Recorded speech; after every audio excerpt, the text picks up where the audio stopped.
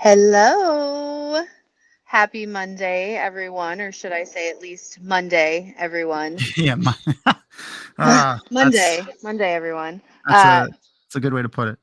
I'm going to say, pardon me if things are a little different. Because of the wonderful snowstorm in our country, I am stuck in Florida, and I just realized the fireworks at Magic Kingdom are going to start going off right now. So No. if you hear fireworks in the background, I'm not being invaded. It is just It's not the yet. it's It's not the start of the shit. yeah, okay. It's just the Magic Kingdom fireworks, so they're going off like Oh my god. right behind me. When it starts, it won't be Florida. Yeah, No. probably, yeah. No, At least, probably yeah. not. Probably not. Hello, friend. Hi, friend. What's up, Yes. Glenn? No. So Crystal got stuck in Florida. Erin did get over to hang out with Crystal, but I've been sick all weekend. So Tom just hates me. He wanted to avoid True. me. He don't have to deal with me in person. Yeah. But so yes, and then obviously Reverse is also in the path of the storm. So yes, he's already told us if he loses power, in more ways than one. I am where it probably will actually start. yeah. If he loses power, he'll check in to let us know that he's alive, but probably won't be able to come back. I would also like to say, this storm is bad if I'm wearing a flippin' hoodie in Florida. What is happening? I know, it's crazy. It's gonna be 26 degrees tonight. Oh yeah. It's gonna take a lot more. They haven't closed the apocalypse just yet. The last time the Waffle Houses in Florida closed, it was for Hurricane Helene. Yeah. Which is, it's a little extra funny in my house and my family because my sister's name is Helene. So. Oh, that is. Waffle House Index is a very real thing, guys. Okay, so I do want to. We are I don't know. Anyway, I'm just going to say things now. So we're going to postpone the start of the Clone Wars reWoTch for another week for obvious reasons. Crystal's not at home. She can't even stay on that long because we can't make her sit outside in the cold. And also, her family is sitting inside waiting for her. Reverse. I mean, they're going to bed, and quite honestly, I could use a little time away from my family. So I'm gonna hang as long as I can. That's fair. But you wouldn't be able to watch the show anyway, like. Yeah. In this situation. Yeah, and then Reverse is in his situation, and plus, like we were talking beforehand, none of his like streaming stuff is set up, so he's just on like his stock camera and microphone and stuff. But then also at the same time, I feel like it would be a disrespect to everything that the Wheel of Time, Robert Jordan, and our community stands for, not to address the shit that's going on in our country right now. So we thought with all of that, it would probably be a good idea to postpone the start of the reWoTch until next week at the very least. So we are not going to watch the show tonight. So if you're here only to watch the Star Wars show, then you could skedaddle. But if you want to hear what we have to say and want to hear some of the news of like the upcoming stuff for Dragamount and hear what we have to say on this subject, then, hang out for like 15, 20 minutes and then pop over into the Discord. I'll probably be hanging out in Discord for the majority of tonight. But and I've spoken to Kathy, our CEO, about this, and so I can unequivocally say that as a team here at Dragonmount, fuck ICE, fuck this current administration, and fuck anybody who supports them. Mm-hmm. Yeah. Now, listen, that is not to say that one cannot walk so long in the shadow that they cannot come back to the light, but that takes effort. Yeah. Mm-hmm. Well, and willingness to change, which is unfortunately not something that a lot of people have. Exactly. So like if we look at Ingtar of Shinoa from book 2 of The Wheel of Time at the end when he reveals himself.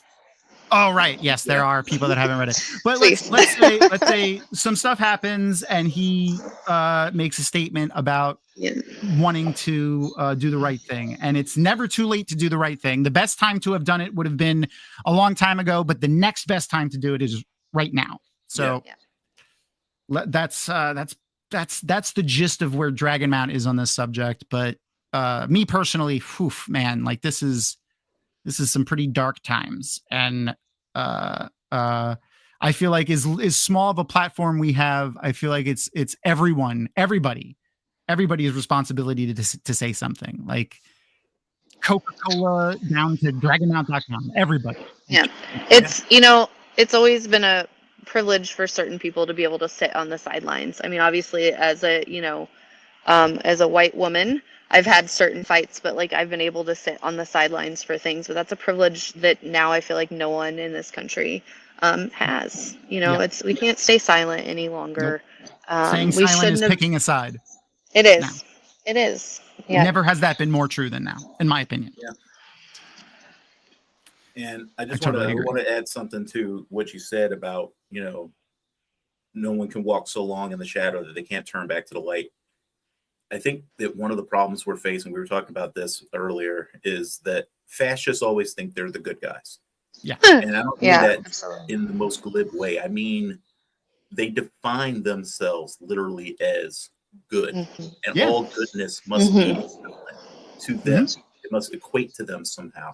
So we have people who unironically walk around calling themselves Christian, for instance. Who've seen a lot of those the last few days. Supporting and enacting literally the exact opposite of anything that, if this Jesus guy was even real, actually said to do and support it.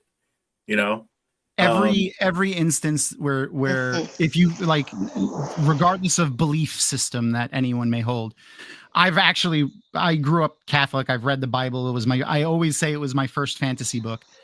Whether you take offense to that or not, I'm sorry, but I always say that. Every single time Jesus had an opportunity to help somebody, especially the underdog, especially those less fortunate, the leper, the blind man, the prostitute, he washed their feet and helped them. He didn't shoot them in the face and leave them in the street. Didn't matter where they were from or who they were, what they worshipped, what they did.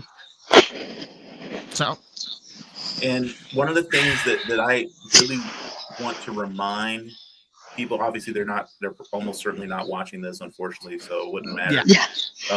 But when I encounter people because I do, strangely enough, I seem to be like one of those people who attracts a lot of people who think that way.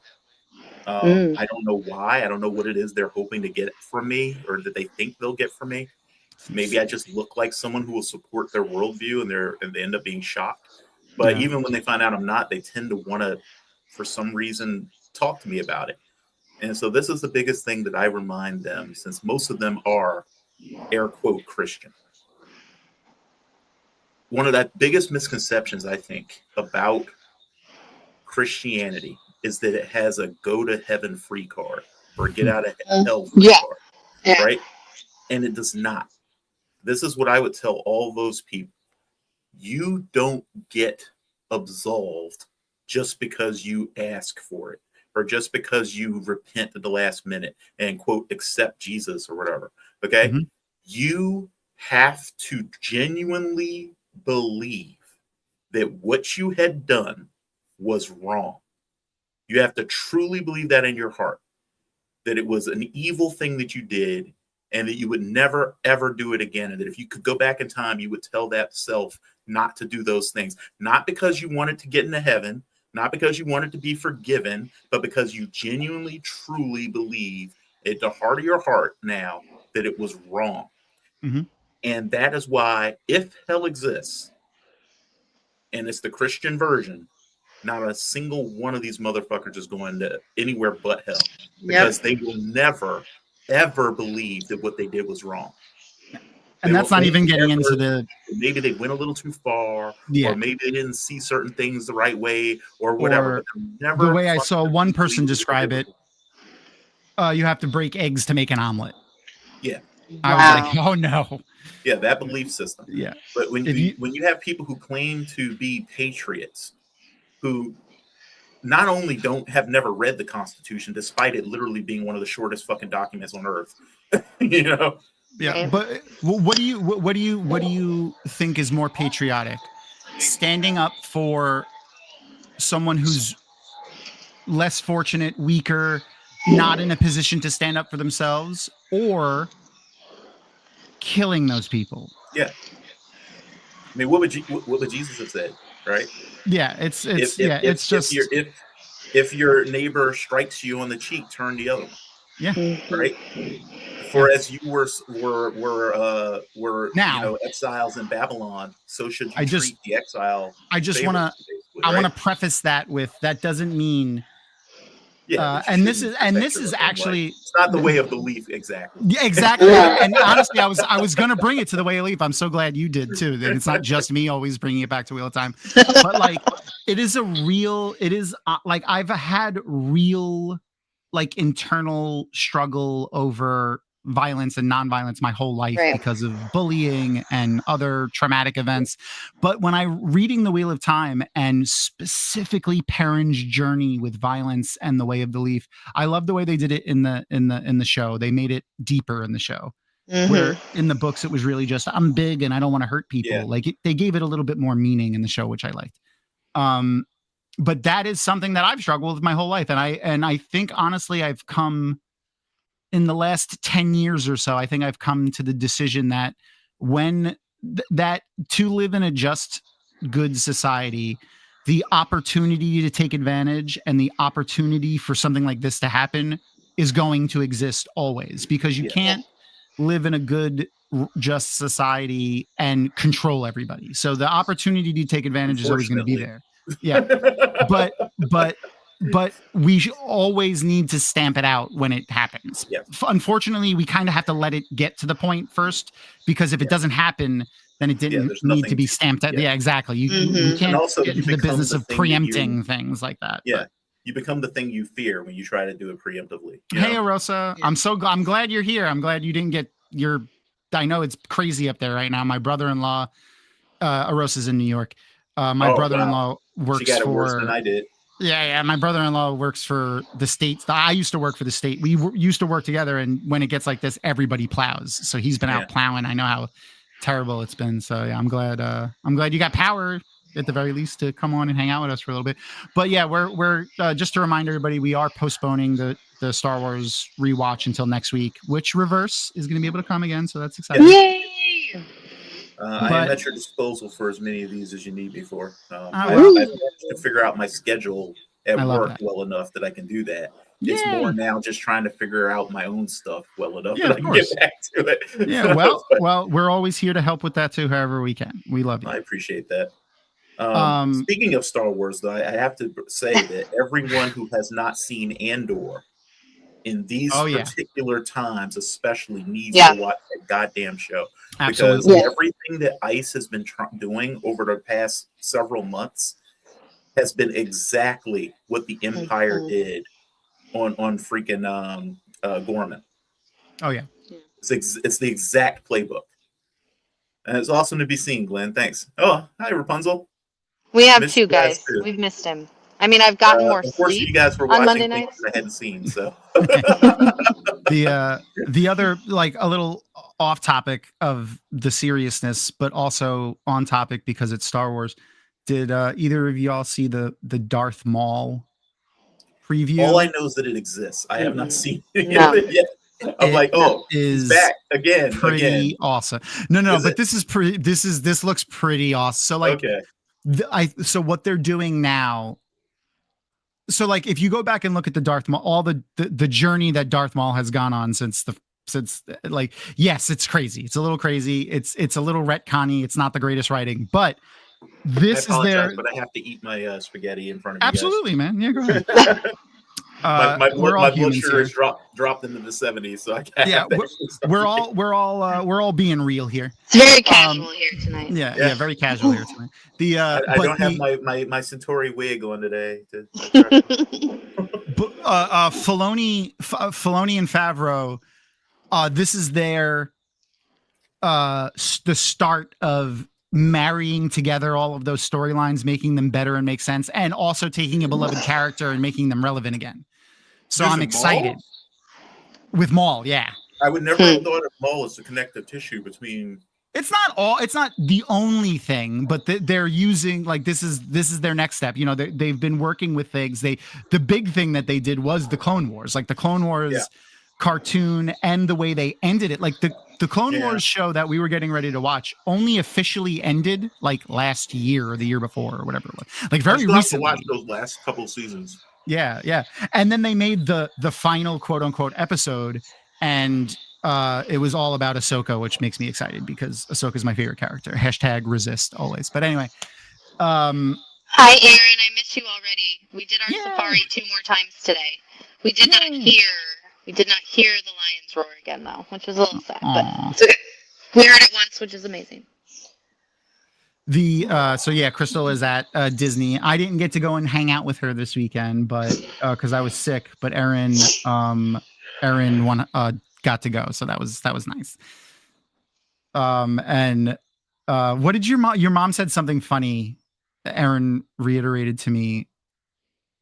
Oh, because I had asked you early on how your parents would do. Oh yeah, if they would do with all the walking. Yeah. So what you want to tell everybody what your mom's? I don't remember. I'm not. Erin told me earlier. What'd she say? She basically said, like, you know, like in a funny way, like, of course we could walk around, like, you know, like just because we're old or whatever. But she said something about being like she's an Aes Sedai. Like, for sure. Yeah, she did. She admitted she stalled out at book 4, but she's still been trying to. There it is. She said, you tell time I'm a fucking Aes Sedai. Yeah. I was like, okay, I listened. I was just trying to be, you know, cautious. You know, you never know. Some people show up to those places that, you know, don't do 3 miles normally. So it's our longest day ended up being almost 12 miles. It was like 11 and a half miles. I was dying. Did 3 parks that day. That's awesome. Yeah, I wish I got to go. I really, so, and it's appropriate now. I feel like I use Disney, like going to the Disney parks as like every now and then, just like a mental, and I recognize that this is a very privileged thing to say. Don't get me wrong. Like as like a mental cleansing, like just to disconnect for a few hours. Cause I got to say, the one thing they do real well there is make it feel like if you try to lose yourself in the ambience, like it's really a bubble. Does feel nice. It's a bubble. It's a really Disney bubble. It does. Unfortunately, I keep alerts on my phone, and we've been talking about it, but even still, like there's no better place in the world to try to unplug. Can I also just say, like, my Star Wars obsession has come at the right time, you guys. I abandoned my family so many times to just go walk around that part of Hollywood Studios. I'd be like, I'm gonna go to the bathroom, and here I go, and I would just go wander around. It was so fun. But the Darth Maul show looks fucking awesome, and apparently, like in the clip, like this isn't like a spoiler or anything, because he says something. I won't say what he says exactly. That's in the trailer, but he says something that alludes to the fact that he may be looking for or already have an apprentice. So okay. What approximate time are we dealing with here? It takes place before the Solo movie. So it's basically what is going to have led up to the Solo, like, and for those who haven't seen Solo, at the end of the Solo movie, this is a spoiler for the Solo movie, but not that really much of a spoiler. It's not a spoiler for the movie itself. It's really just a spoiler for this one cameo scene. There's a cameo at the end where you see that Darth Maul is leading, like, basically an underground crime family, like a big one. If you're familiar with the Star Wars universe at all, it's the Red Sun, which is a very big time crime organization, like huge, like humongous. So it's basically going to be from like the end of Rebels. No, not the end of Rebels. From like the end of the Clone Wars stuff until Solo, and like what was going on and what he was doing there. I am guessing they're probably going to try to use some of his stuff and whatever the lore drops they had in it to introduce into the new universe. Because there's no reason to make stuff right now if it's not going to back up the new stuff they're doing. So what I'm hoping is like a different look on the Force and the Sith and the Jedi and all that stuff. And I think they're going to try to use Maul to as a tool to bring that into fruition, because he was never viewed by the fandom as like a Sith or like a hardcore Empire guy. He was not an Empire guy. Definitely he was a Sith. He was a Sith. Yeah, that's what I meant. He was a Sith. He wasn't for the Empire. He was a dark side Force user Sith. Yeah. So I think they're going to delve a little bit more into that and then show how that's going to connect to the new stuff. But I digress. I'm very excited about it. What's his name? The guy that voiced Maul and all of the awesome Star Wars. Oh, shit, what's his name? Super famous. Everyone would recognize it when I said it, but his name is Where's that? mixed up in my head. He not Ray Park, the guy that voiced Maul for the Clone Wars. Yeah, the other guy, and he's done a lot of stuff. I love him, and I can't remember his name right now. But anyway, he's heavily involved in the writing of the story, which if you know anything about him, he is Sam Witwer. That's his name. Yeah, he is a bigger Star Wars nerd than Dave Filoni in some ways. Like, he has corrected Dave Filoni on set about Star Wars lore. Oh, wow. Yes. Okay. Like, find out okay. Paul knows about the origin of the Sith, like that they came from the Jedi. Maybe. Well, maybe they're going to be rewriting some of that, which I'd be fine with, because if we're being honest with ourselves, which I'm trying to be honest with myself in all aspects of my life now, it wasn't that great. Like, the story that we had wasn't the greatest. So I'm hoping we see a more cohesive, fun story. But the Empire and the Sith are another great example of what the fuck is going on right now, and it's just absolutely abhorrent. Like, there's no other way to put it. Okay, so something that I just kind of wanted to talk about, because I think just for a lot of people, they are, I don't know, enraged, they're sad, they're scared, but I think more than anything, people right now are just really unsure of like what to even do and like what direction to go with all of those feelings. Like, I don't know what you guys have been doing or what, because I don't know, that's where I feel so often, is I just feel kind of stuck. I don't know the best thing to do. Yeah.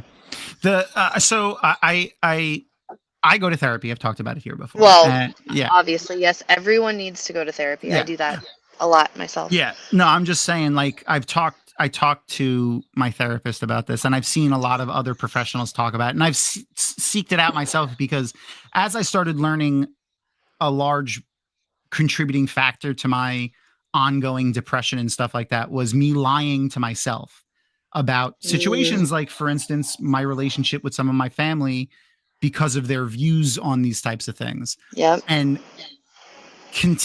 not only is continuing that relationship without confronting them over that stuff disingenuous to the cause, a hypocritical, and coming from a privileged position of valuing my own comfort in that, not facing confrontation within my familial unit, valuing that over being honest and truthful in the face of all the shit that's going on. Like, it took me going to therapy and like going through realizing that was a bigger contributing factor to my depression than the fight that was going to happen after being honest with them. So it was a learning process with that, but not everyone can do that. And I realize that's coming from a privileged position of being a man. Like, if you're a woman married to a guy that thinks like that, but you're afraid to say like that, it's a different position. I can't even imagine something like that. But there's a lot. It doesn't all have to be out in the streets throwing the tear gas canisters back to the ICE agents either. It's just,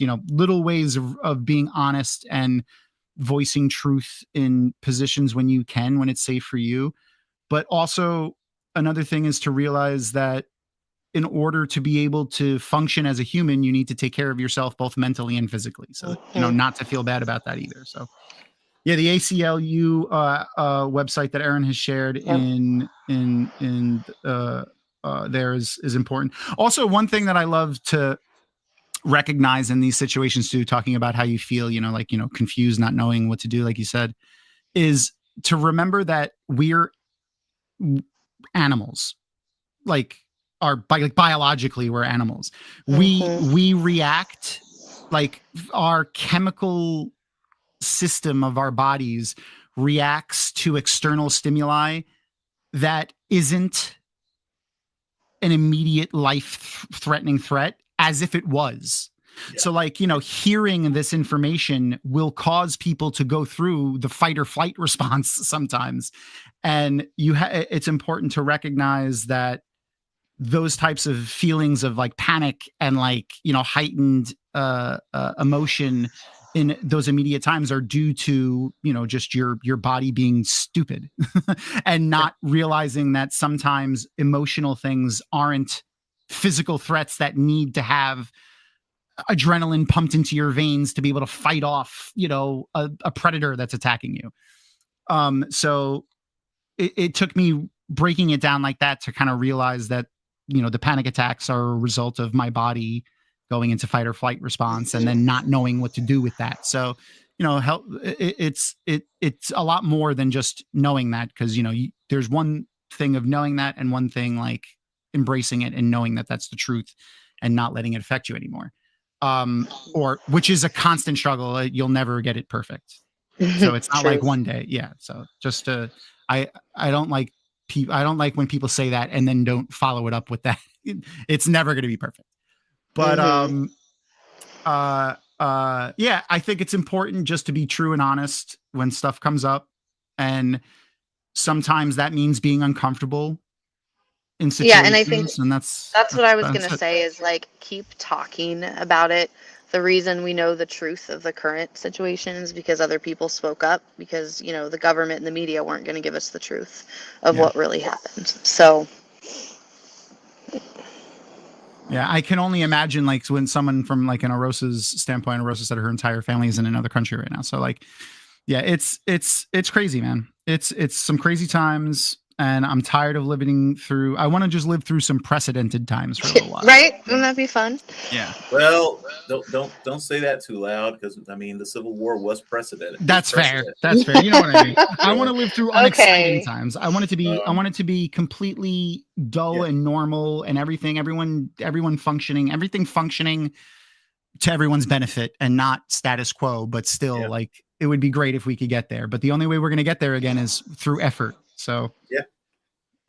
And what I would say is, keep your ears open for anything that can put pressure on the people with the power to do something.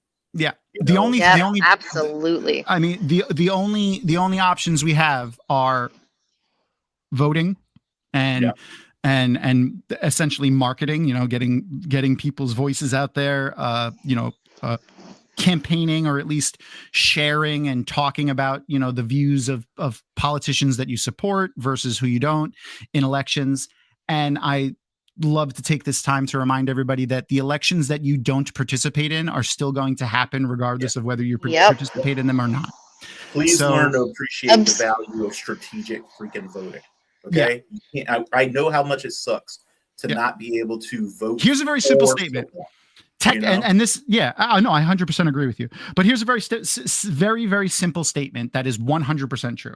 If everyone in the country right now got up, went to their local polling places, changed their affiliation to Republican, and voted in every Republican primary from here on out, they would never win another election. Correct. like there are more of us. At least until they change to closed primaries. But there are more people that are at their heart good and don't want this stuff to happen than there are bad. But the problem is that a lot of us don't want to put ourselves in an uncomfortable situation of having to confront the issue, or don't want to take the day off work to go to vote, or don't want to put the effort into finding out who's running and when and where and how and all that stuff. And it could be for legitimate reasons. I can't afford to. And that is by design. Like they've done that on purpose, specifically to low income Black and minority areas. Like there's reasons why we don't have automatic voter registration. There's reasons why we don't have a holiday for voting. And look what was all designed to make working class people have a harder and harder time being able to vote. Absolutely. And I don't know if anyone has seen this today, but literally the thing that they asked for. So like Governor Walz and the mayor of Minneapolis have been calling for them to remove ICE from Minnesota since they put them there. But now it's like, get them out right now. Like there's like they're saying it on like motherfucker said, get ICE the fuck out of my state. Fuck out. Yeah. So, but the administration came right out and said, no problem, give us your voter rolls. Like it is just evident that they want to make, whether or not you agree or disagree with any with any of like the normal political things that are going on, like whether you want to increase funding for one thing or another thing or whatever. I'm not talking about that. I'm not talking about that stuff. You should still want as many people to vote as are legally supposed to be voting, not make it harder for people to vote. And that is what they want to do. So like everyone should be against that. I mean, everyone knows what they did, the law that they passed like on Christmas Eve, right? Yeah, it was something to do with the it was a precursor so that they can remove the Voting Rights Act of 1965 or whatever, 1964. Oh, not even that. It's something, because what they really love to do is stuff that's so small that no one's even going to notice it. What was it? Or if they do notice it, they're going to think, well, what difference does that really make in the long run, right? They changed how postmarks work. Oh, right. Yes, they were fucking yes. They made it so that the postmark doesn't get added when you give them the mail. It gets added on when the mail goes out to its final destination, which will cause voting by mail to be postmarked to after the election, meaning it will invalidate the ballot. Yes, I did see that. Because they know that historically voting by mail has favored people who are not Republican. It's not even not Republican. This is who it has favored. It has voting by mail favors the disabled. It favors the elderly. It favors veterans. But the group of people that it favors that they don't want, that they specifically would like to disenfranchise are minority women, under like people that are working paycheck to paycheck that can't afford to take a day off to go and vote, that have to vote by mail because it's either that or don't vote. That's who they want to disenfranchise. And that is regardless of affiliation, because they know poor Republicans also support lower cost for things, higher taxes on Republicans. It like gone are the times where it's just like easy to say, oh, it's Republicans versus Democrats. It's not. The class war is here. MAGA versus everyone else at this point. Yeah. And the MAGA pores that are still there are just the ones that are still believing the narrative. Like, it's very easy. Like, all you have to do is look at their statements after the situations that have happened, and where you can actually see that they're just blatantly lying. That's how stupid they think you are. They think you're so dumb and so lazy that you'll believe that these blatant lies they're telling you. Like, that is what's happening. And remember what it's crazy. What Nazi people would say when rumors would come out about, you know, the concentration camps and things like that. One of the biggest things, so I've heard anyway, that was said at the time was, if only the Fuhrer knew about this. You know? Yeah. As if they knew they lived in a country where nothing happened without the Fuhrer's express. Exactly. But they still, because people have, you know, the need we have to protect our egos from information that tells us we suck is so amazing. Oh yeah. You know? The problem now, why it's so much harder for them to do now, is because of the internet. Like, we can like they if this wasn't a time where people had cell phones, imagine people don't have cell phones and this happened. We would have no other choice but to believe what Kristi Noem said when she said that he had a gun and the officers feared for their lives, and like that would be it. That would be it. Everyone would believe that. I would believe that, because like this is one of the reasons though that they're pushing AI so much. Oh yeah, absolutely. Oh, absolutely. Because you'll notice how, like, for instance, back when Good was shot, they literally mentioned AI in their first early push about information there. And people started they didn't say, oh, this is AI. What they did is a bunch of the conservative, so-called conservative influencers put out AI videos of their own. Yeah. Because the idea is to make it so that people don't trust what they see. Exactly. Right? Because then if you're not sure what's right, what are you going to do? You're going to turn to the great leader the thing that agrees with exactly. You know? And that's what they're hoping to do. And they're going to do that more and more often.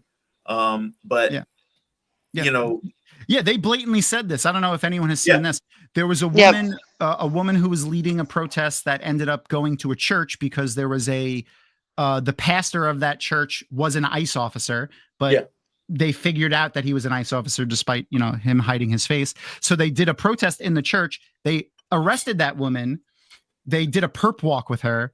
And then the White House doctored the image to make it look like she was crying and hysterical because apparently it is a mark of triumph to march a hysterically crying woman out and parade her around. Apparently that's a good thing, apparently, that they want to promote. And then they recognized, they posted in reply when everyone was like, this is obviously fake, because they already shared the real version of this video, this image and the video that went with it. And they said, yeah, it is fake and we don't care. And we're going to if we want to do that, we're going to do it.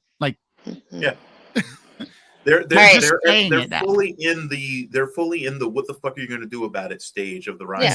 Exactly. Which is why we're here right now having this conversation. Because we're not doing anything. They've gotten away with it. They started with little things, and now they're openly killing us, thinking, they haven't done anything else. But on that note, guys, I'm gonna hop into chat. I am freezing my ass off out here. Go inside. It's got to be cold. I can start seeing it now. It's cold and it's getting windy. All right, I love you guys. I will see everyone next week. Bye. But okay, so and I just want to, before we get too far into the weeds again, I want to just tell everybody again, we will be starting our rewatch of the Star Wars Clone Wars episode season 2 next week with Reverse. But due to the storm, Crystal being trapped in Florida, Reverse, his whole situation being fucked up and also being in the path of the storm.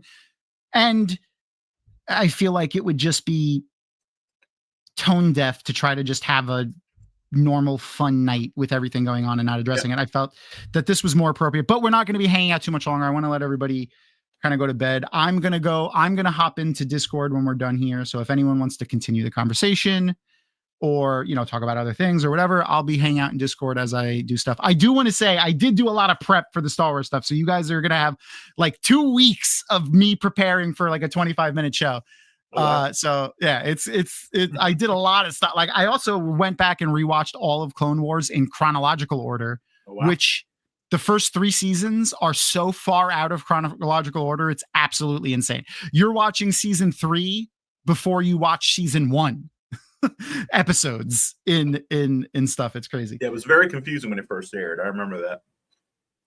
Oh yes, he just thank you Brock. Yes, this I don't know, I hate speaking like this because I don't think of myself as anything, but I can honestly say I've been a part of the Wheel of Time community going on 26 years now, and for the last 17 or 18 years, I've been contributing in some way or another to the creation of the community, in that I worked at Jordan Con for 15 years. I've been, doing signings with Sanderson and Team Jordan for a long time. I've worked with them.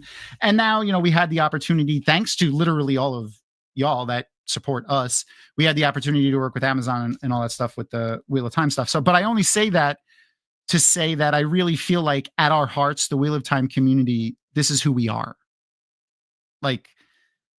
Real Wheel of Time fans who truly believe in the light, to speak in Wheel of Time terms.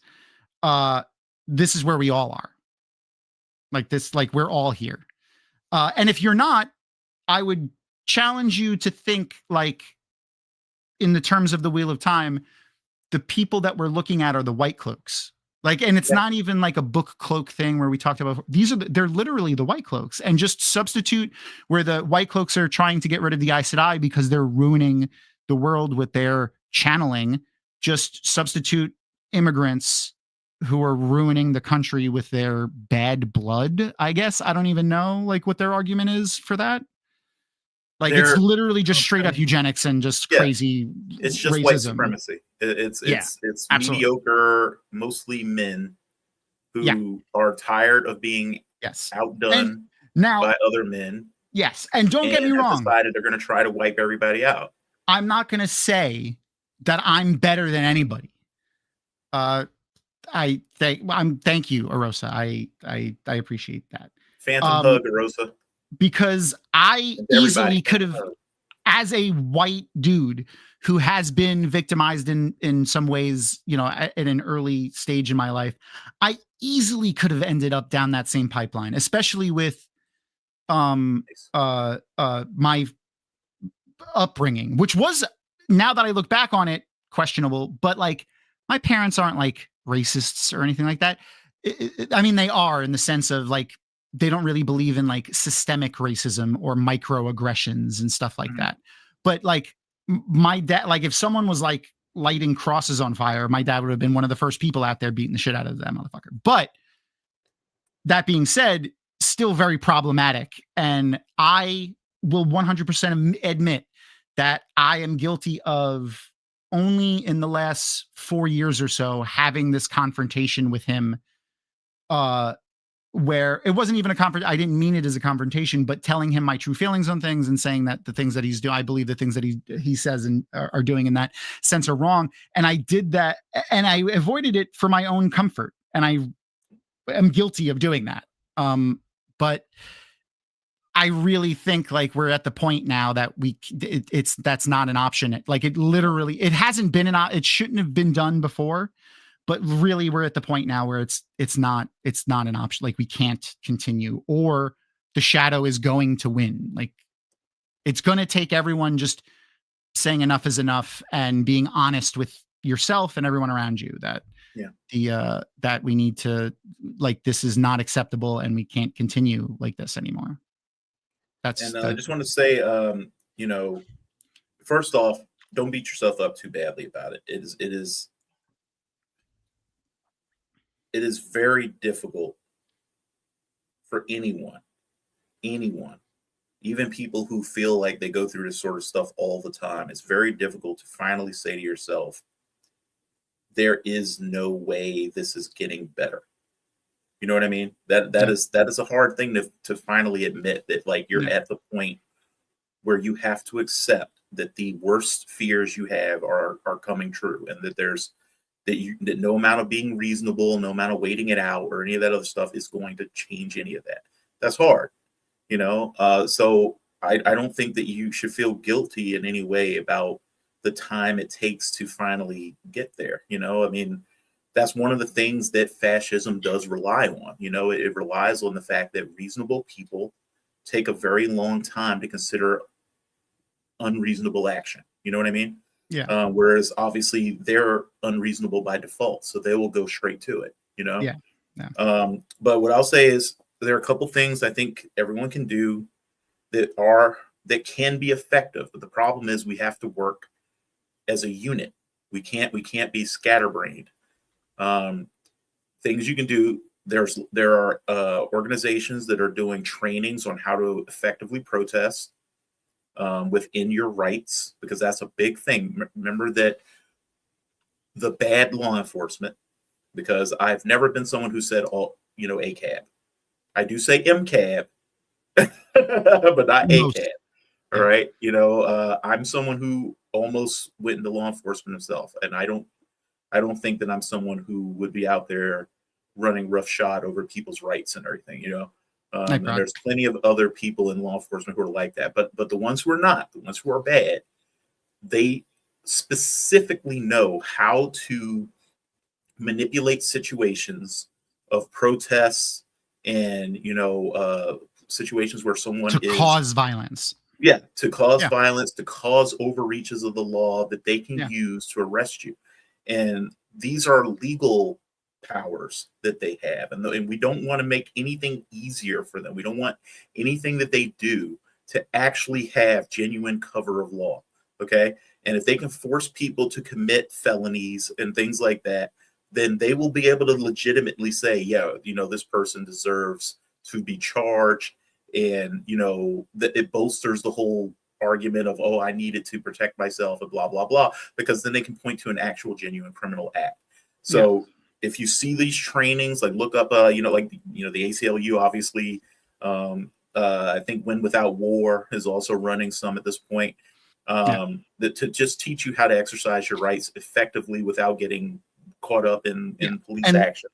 I would also say listen to, and this is coming from a long life of supporting unions, and also like my entire family, which is funny, the ones that think themselves conservative, because they're a lot of them voted for Trump. Well, they're incredibly strong union supporters, which is just hilarious. It hilariously sad to me. But anyway, this is coming from a place of organized action in the sense of union, which I really feel like can carry over into straight up warfare if you needed. But follow the leaders, like not follow them, but like don't do things that aren't being called for. For instance, as a perfect example, the people that are striking in Starbucks right now, the Starbucks workers are still striking in New York and in a few other states. They are still calling for a general boycott of Starbucks. Yeah. So like they did, but they didn't right away. In the beginning, they did not call for a general boycott of Starbucks. They said, please continue as normal, and when we think it's time, we'll call for a general boycott. And then they called for the general boycott. It's important that if we're in a situation like, for instance, that union action, that we're following what the organizers want to do there in that sense, because to show that that we are an organized front when they call for the boycott of Starbucks, and then the next day they see Starbucks's sales plummet. Right. It matters more. Yeah, but it also matters more than I just won't go to Starbucks ever again. Right. It actually, which doesn't really help the situation. Yeah. So like if you want to actually help, but you can't, and don't get me wrong, this is not a dig on anybody. Not everyone can go out into the streets and march. Not everyone can do that. Some people are in wheelchairs, just for instance, like not everyone can do that. And you don't have to be physically disabled not to be able to do that. That's not what I meant by that. But that's not what I'm saying. You don't have to go out there. You can do things like just listen when they call for us to do things. So like in Minnesota, they called for a general strike, and most of the businesses in Minnesota shut down. No one went into work, and they are striking. Now, if the organizers there were like, we call on the rest of the country to go into a general strike, that would be when to do it. But if you were just to do it randomly now, they could arrest you. They could fire you because there is no organized thing going on, and it wouldn't help anybody. It would only hurt you. So I would just say, one, like Reverse said, two, when there is organized leadership going on the side, pay attention to what they're doing. Try to follow the same plan as everyone else. Right. And also, I shared a couple of times in chat. I'm going to share it again now when I say it. I'm sharing a link in chat, which is a link directly to finding your local representatives. So all you have to do is go in there. You can enter your full address or your zip code, and it will tell you who your local representatives are. It'll give you email addresses and phone numbers if you need to, not personal ones, but they're business ones. This isn't like a doxing website or anything like that. And then you can send them. I fully encourage you to send them emails, even if it's just like, I don't think you should vote for this, or I think you should vote for this, or I would hope you stand against this. Those matter. Like they do. Like you don't think they do, but they really do. They really, really do. Because these people want to get reelected again. And if they see that people are fine with just being quiet and not going to the voting booths and not telling and not voicing their power that we have, like this is our power to choose how we move forward from here, then there's nothing will happen, nothing will change. So this is a very easy, simple way that you could do things. Also, resharing websites like this, the ACLU website, like Reverse said earlier, that website to other people is another good way that you can help, showing how other people can help. But if you look at the Wheel of Time during the last battle, there were groups of people that were trying to organize everybody together to fight as one cohesive unit and work together. And then there was a subset group of the shadow of evil people that were trying to make sure that didn't happen, because that was the one thing that could stop them from prevailing. And that was true in the book, and it is true now, is if we get together and work together and act appropriately, we can come out of this ahead. But it's going to take effort on our part, and it's going to take uncomfortable conversations. Exactly. It's going to take uncomfortable conversations. It's going to take protesting. It's going to take a lot of stuff. And I think everyone should participate. And I think you should do it safely and without violence, unless absolutely called for. Yeah. Like, don't start a fight. No, never, never. But definitely we should start getting ready for the possibility we might have to end one. Yeah. Like, don't start one. Do not go out there and start fights. No, absolutely. That is exactly what they want. Don't give them what they want. It took me a long time. I was bullied growing up, and it took me a long time to realize that reacting in anger is what they want. You have to make it so. The way I like to view it, and this is why I hate using this example and really curse J.K. Rowling for many reasons, but making it truly is one of the simplest ways within any nerddom, really, because most nerds will know what you mean when you say something like this. And I'll say it in a second. It's such an easy way to encompass what you want to mean in like 2 words, but I'm a Slytherin at heart. When I say that, if you understand Harry Potter in any way, you know what that means. And when I say that, I mean, yeah, the Slytherin are a little shady and stuff like that, but the ones that aren't the Nazis are fiercely loyal to their people. Mm-hmm.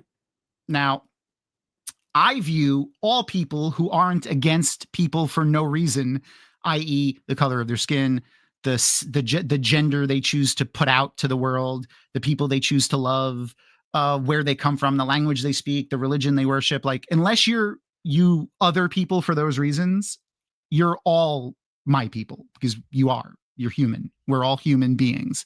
I hate when they use dehumanizing terms like illegal aliens and protesters and organizers and things like that. Like that's a dehumanization so that you feel better, so that people feel better about, oh yeah, 2 protesters were killed. No, 2 human beings were murdered. Let's just say the real thing. So just, take care of yourself, because that's important. You can't help the cause if you're depressed or not eating or not drinking or not taking your medication or not going to the bathroom or whatever it is. And take care of your mental health, but also, even in the little ways, resist. That's where I'm at right now. I just, I was talking to Reverse and Crystal and Kathy earlier, and it was just like, I don't think I can go on a live tonight and like talk about Star Wars and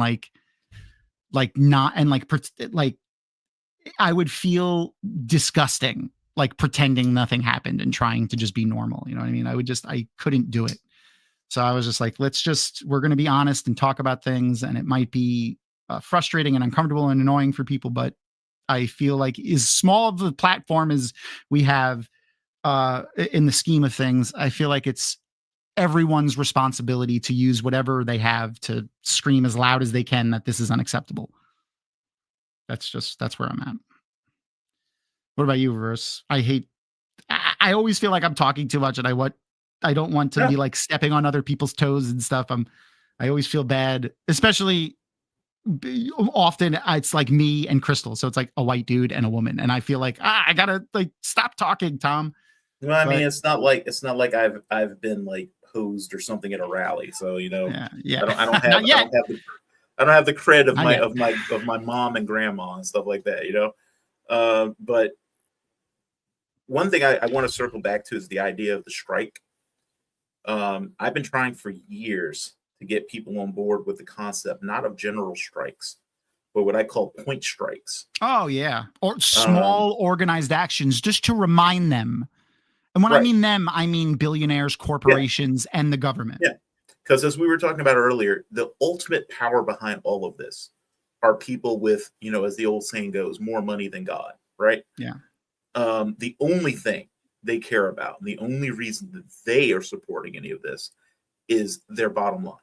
Mm-hmm. They think that this will be better for them and their power and their wealth in the long run than just letting us have our freedoms.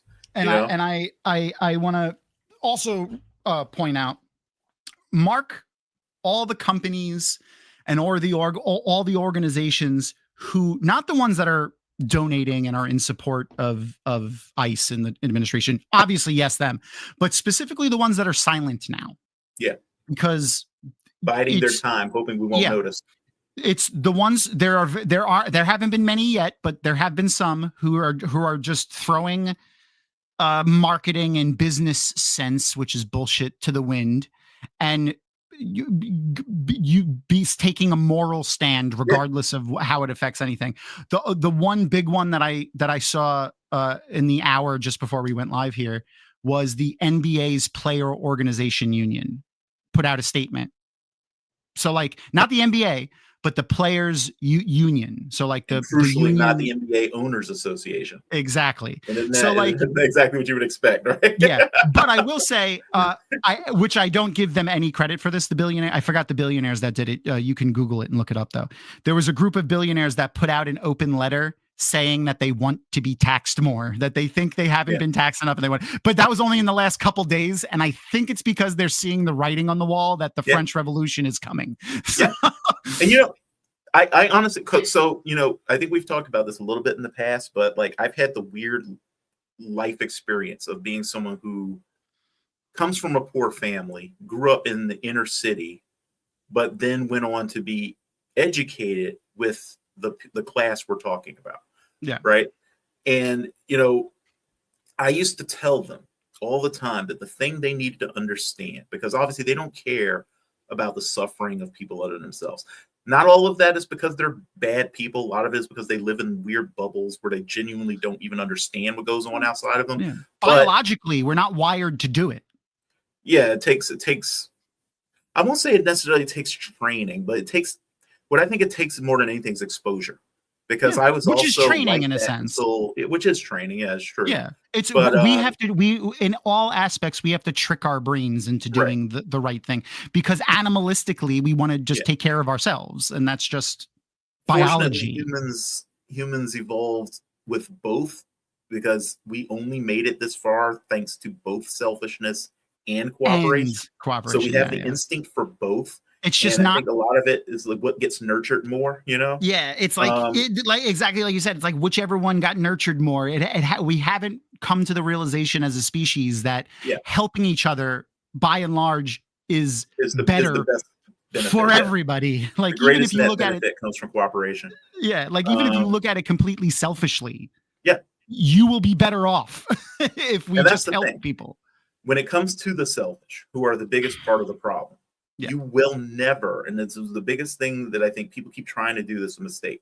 You will never reach them through altruism. They fundamentally cannot comprehend the idea of doing something purely for the benefit of someone else. They can't comprehend that. No, that's why they're billionaires. To what they understand, which is how does this help them? And this is what I started telling the people like that, who were billionaires or billionaires in waiting and things like that, is that what you need to understand is that the person who's going to build the guillotine isn't going to do it because they're jealous that you have a yacht. They don't give a fuck about the fact that you have a yacht. Lifestyles of the Rich and Famous, for those of you old like me who remember that show. Oh my God.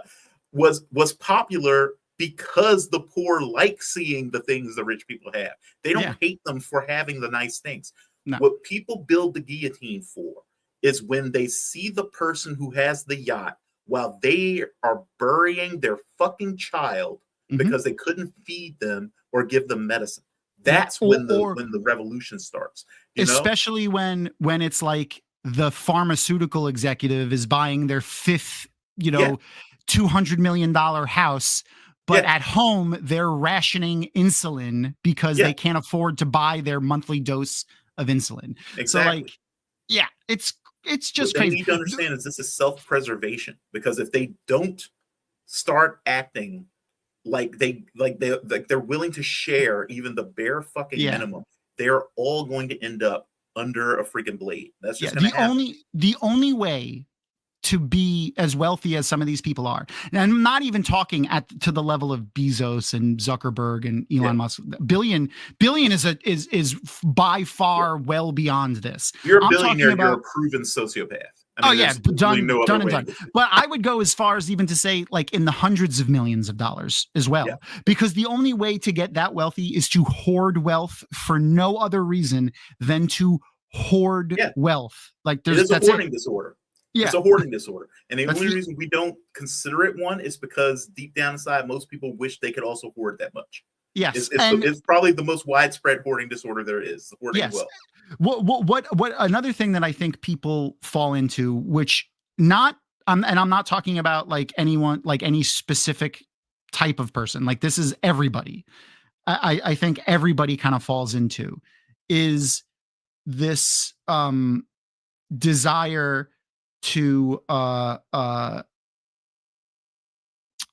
better than what they have now, but not realize that it doesn't take getting to the level of where these people are to be able to just be able to function as a normal human, be healthy and happy, and not live paycheck to paycheck, not know how you're gonna eat, how you're gonna feed your family. Like, it doesn't need to be that way. It doesn't have to be like that. Most human beings couldn't spend $20 million in a lifetime. No. You know? That's there's the no level reason where you have to actually actively start working to spend it all.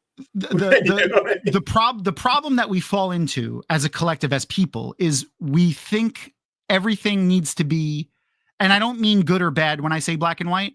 I mean all one way or all another way. That's not ever this. We like a 100% democracy wouldn't work. Unless you're living in a cult that's like 50 people big, because we just can't function on making democratic, wholly democratic choices where every single person in the country votes on every single thing that comes up. That's not possible. Because at least not without quite a lot of social engineering. I mean, I mean, like every decision that the government makes, like, do we fund every single, like, do we buy paper for this building? Like we can't make it's physically impossible to make that amount of decisions when you get to the level of the time. Like literally, we'd have to vote every second of every day. Exactly. Like if you're in the millions of people, not even the tens of millions or hundreds of millions where we are in this country, or billions like they are in some other country, like you just can't do that. Yeah. And obviously, even the fascists don't want an actual fascist state. They want a democracy for the wealthy and for the people that look like them, and then a fascistic state for everybody else. What most the problem with fascism is? Yes, so but I'm just saying. That's what they're doing. I'm just saying that when people hear democracy, socialism, communism, Marxism, fascism, everyone here is fascist. I promise you. You want to see? Watch. Do you think that it should be legal to murder and or sexually assault people? No. Do you think those people should be maybe killed or jailed for their entire life? Yes. Okay. So then you support jailing, you support jailing other people for their entire life, possibly letting the state kill them. That's not fascism. No, it's not exactly fascism. I'm not saying it is fascism. I'm saying it is we all support the infringement of rights under certain conditions. You're conservative about things and you're liberal about things. I'm conservative about crime. Like, I don't want people to murder other people. I don't want people to villainize other people, but I'm liberal about, everyone should have healthcare. And I think when you boil it down to that, everyone is the same in those senses. And really what you have to think about is a government, and any system needs to be able to be flexible enough to change when needed.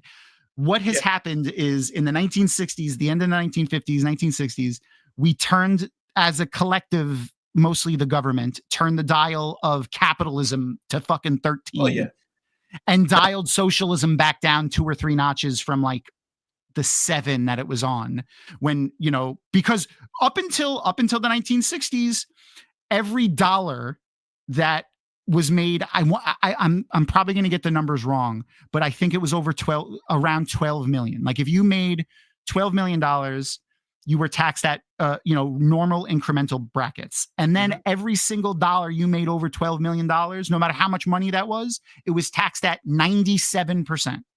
97. That was the tax rate. So like if you made $1,201 million in a year, I mean, $12 million and $1 in a year, you would be taxed 97 cents off that dollar in the topmost tax bracket. That was how this country exploded so much. I know we had a 70% top marginal tax rate for a while, and I think that was the one that Reagan abolished. And then it started to get knocked down after FDR came out of office. That was the first thing. I forgot who, Teller maybe came after him, and that was the first thing he did, was take it from the 90s down into the 70s. And then when Reagan came in, he brought it down into the 30s. He brought it down into the 30s, and then Trump in his first term of office brought it down to 14%. Corporations pay 14% tax rates. Fucking Jeff Bezos pays less. Yeah, way lower. Oh, you know what the average tax rate line to pay less than that. The average tax rate for people that make $28,000 a year is 47%. 47 versus 14. So like that's the difference. But all we have to, I feel like we just need to turn the dials again, just shift them a little bit. We have to turn capitalism down a little. We got to turn, because I will say, incentive through money is a way for innovation, which is what their argument is. But we need to adjust those dials. Like, it's just too out of whack. The wealth gap is too crazy. People don't have health care. They're dying from rationing their medications. And now we're to the point of just the mere threat of maybe not being a billionaire and also exposing the Epstein files. All I gotta say is those motherfucking files are probably absolutely as insane as we think they probably are, and who they implicate. It's got to be worse if they're willing to do this to hide it. Because I fully believe that yes, this is probably an attempt at them to take over the country. It's the only thing that I will never forgive Biden for. Not just releasing them. Before it on his way out. Listen, and this is the thing that they don't understand too. We don't worship these politicians. Yes, I voted for Biden. If Obama is in that fucking list, I want him to go down. I want him to go down too. Yes. And and while he was in office, I criticized the things I didn't like about him. I praised the things I liked about him. There are plenty of things I didn't like. He upped the body count in the Middle East by more than I'm willing to accept based off of the information that I have. Maybe it was appropriate. I don't know. Release the information that makes it appropriate. I the reason why most people can't be the president is because you need to make life and death decisions that's going to net in killing people sometimes. And you need to know things that most people couldn't handle knowing. And that's just a genuine which fact. Is why electing people that you trust, when they say this was the decision that we had to make and I can't tell you why, you have to be able to trust that person. And that is why electing Donald Trump was such a bad idea. That's why we said it was such a bad idea, because of how often and how frequently he lies.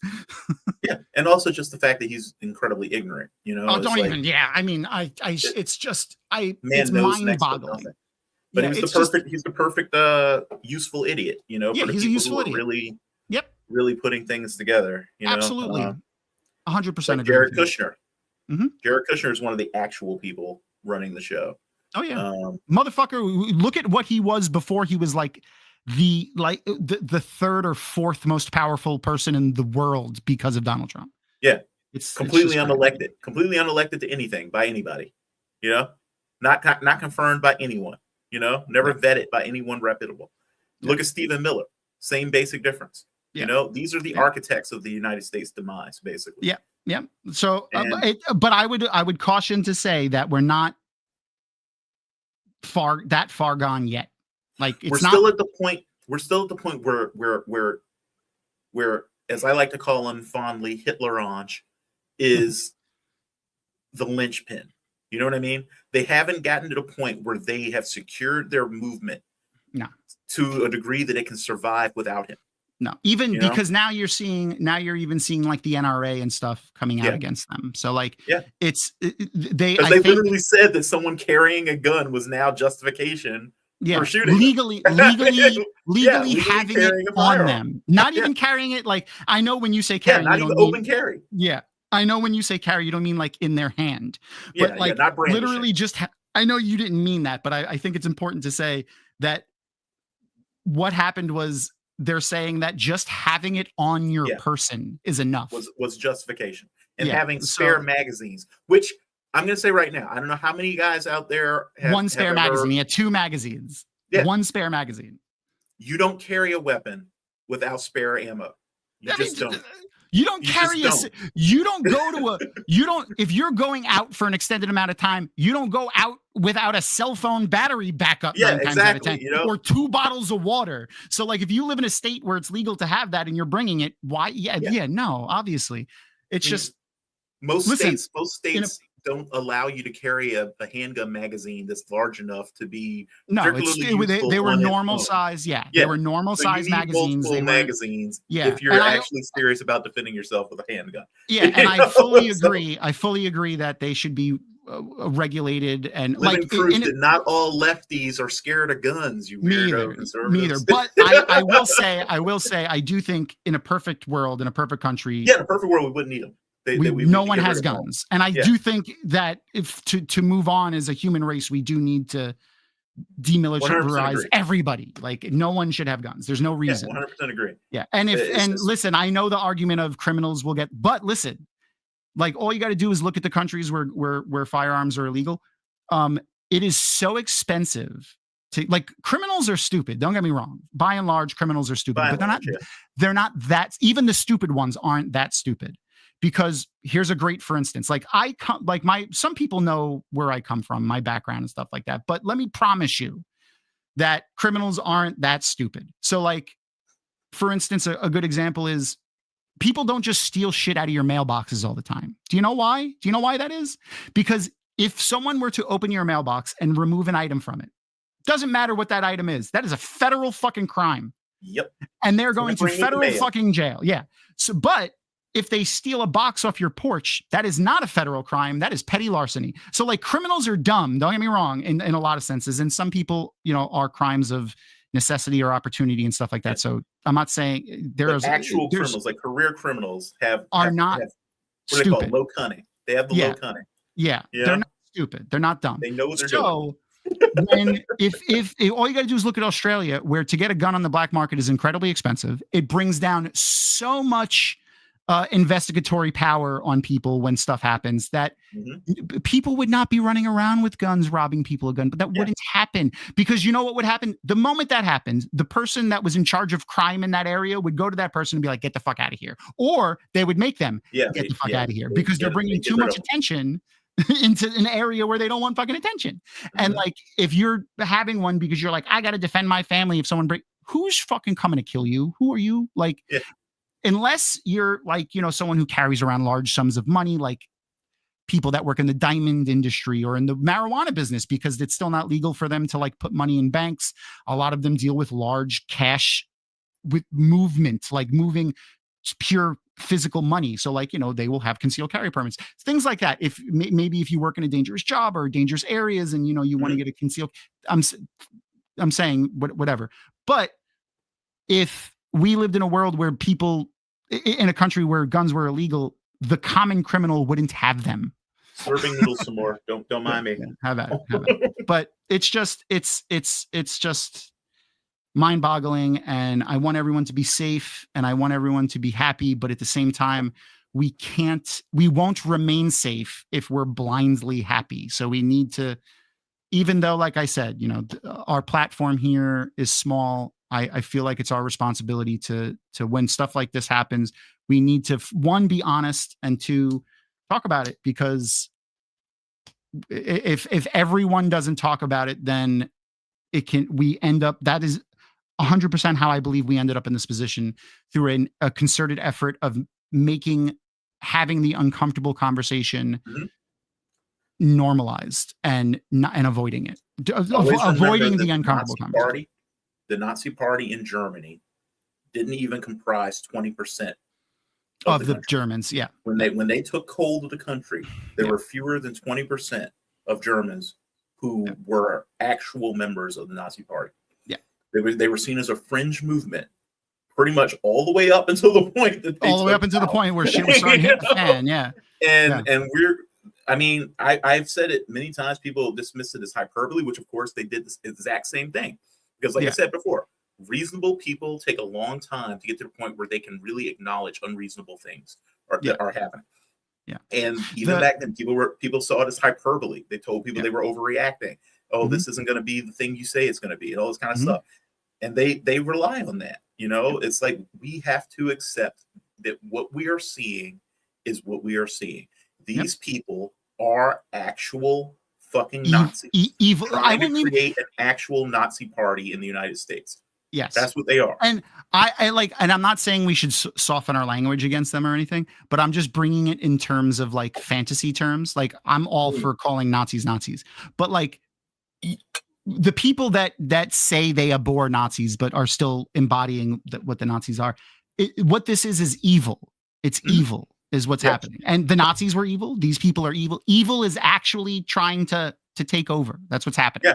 Like, I'm not going to get graphic in my description or anything, but I watched the unedited videos of Alex Peretti, and there is no equivocations. The man was face down on the ground, somewhat still on his knees, but face down on the ground. And surrounded by people. Yes. So with 6 people, which is, I just want to remind everybody, 12 hands on him, holding him down and in control of him. When another ICE officer walked up to the group, took his gun out of his waist and executed him on the street. Like that is what happened. Like it's unequivocal. That is what happened. The newest angle is like from behind the crowd of ICE agents. So you can actually physically see everything that's happening. It's one of the women. He was standing in between the ICE agents and the people that he was trying to defend. His last words were, "Get off of her. Are you okay?" Those were his last words. His family put out a letter. I had it up because I have it up because I wanted to share it with everybody and read it. I'm going to just put it on screen for a second. And if you would like to, pause and read it, but I'm going to just put it up on screen for a sec so that, people can read it. But this was the letter that his family shared. They're heartbroken and angry. And basically, he was a good person and he didn't deserve this. And they described the events that happened in the video as they happened in the video. And that there's basically no way to view this as, a lawful arrest or a lawful anything.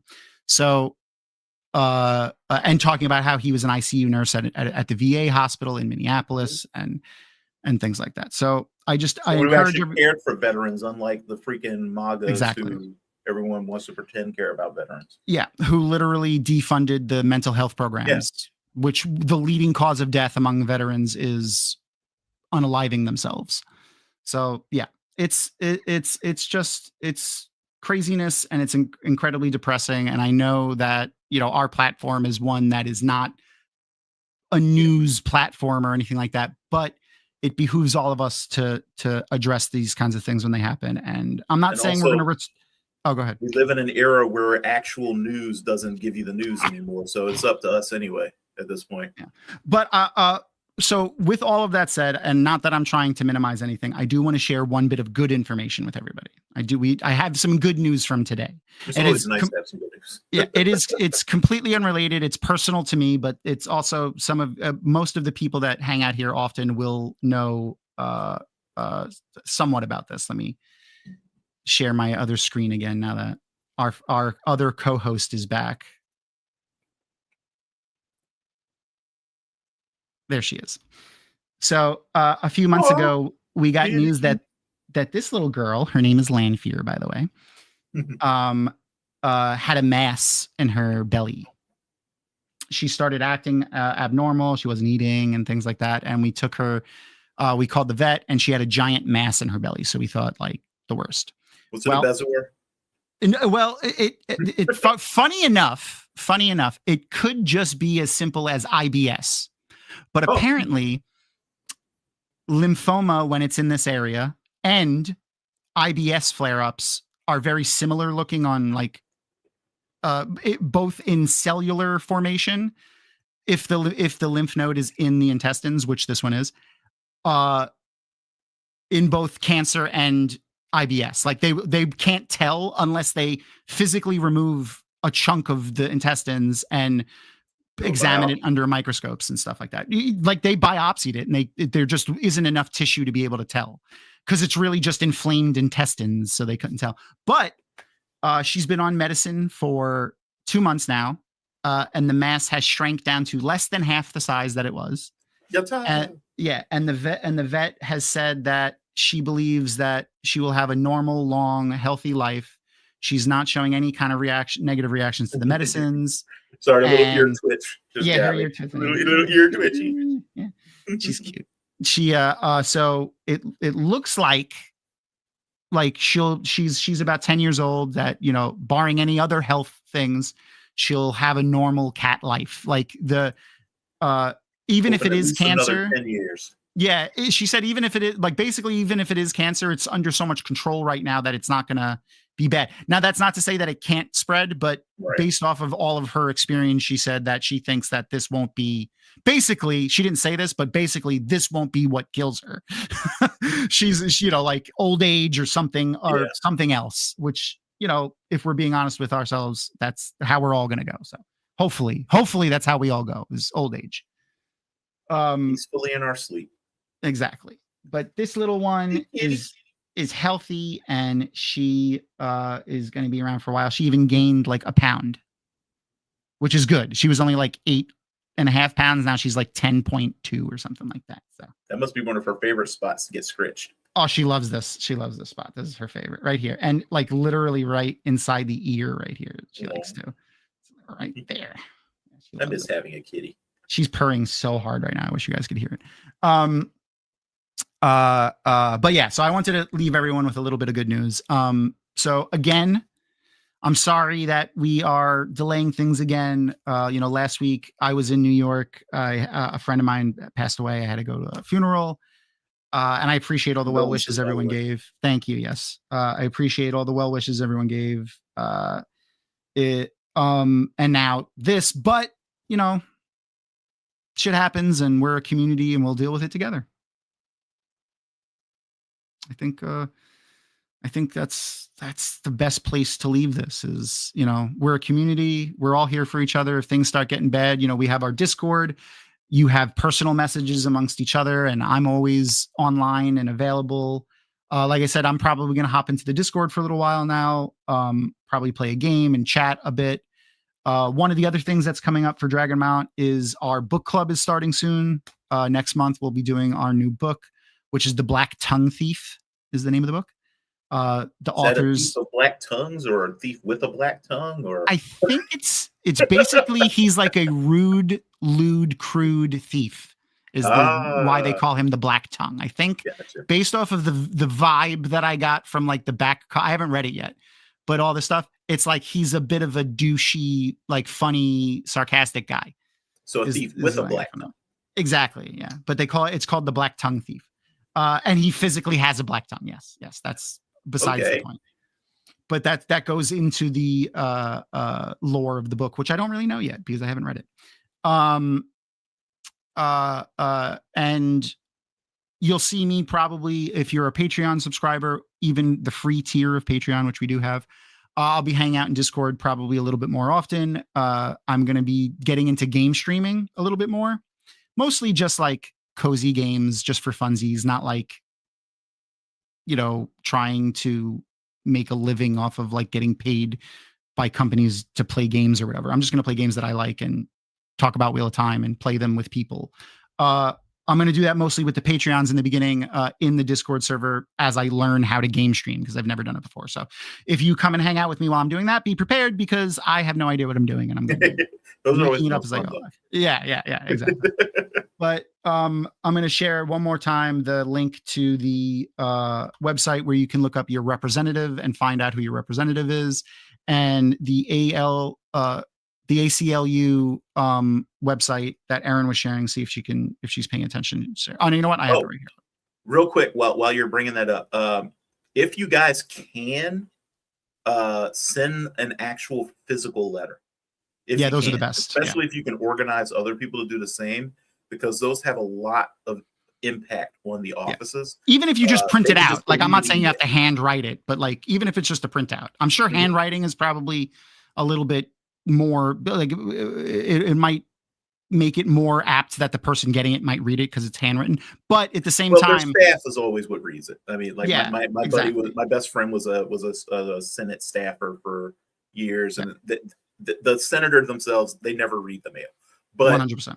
But their staffers does read it, and they condense the points that they're receiving, so that the people they work for know what the people are writing about. Their constituents. Right. And seeing all of that mail come in and seeing the impact it's having on their staff does have an impact, has a huge impact. Okay. 100%. Just for logistics, if nothing else. I mean, we've had campaigns where Congress people have had to hire additional staff just to handle letters. Yep. And they definitely noticed what those campaigns were about. So if they want to get reelected when it comes down to it. Yeah, exactly. Which is why you're already starting to see some of them finally finding their fucking nibbles. You know, it's like, and not just the Republicans, the Democrats too, because like we could have shut down the government this whole time. The 7 Democrats who usually vote with the Republicans, who finally said they're not going to do it this last time, at any point could have done that in the last year. At any point in the last year, they could have done that. It's because Jeffries and Schumer finally went to them and told them, "Okay, guys, go ahead and start acting like care." But I want to also say that out of the 100 and what is it, 105 Democrats or whatever there are, 7 of them, usually vote with the Republicans, but 98 of them don't.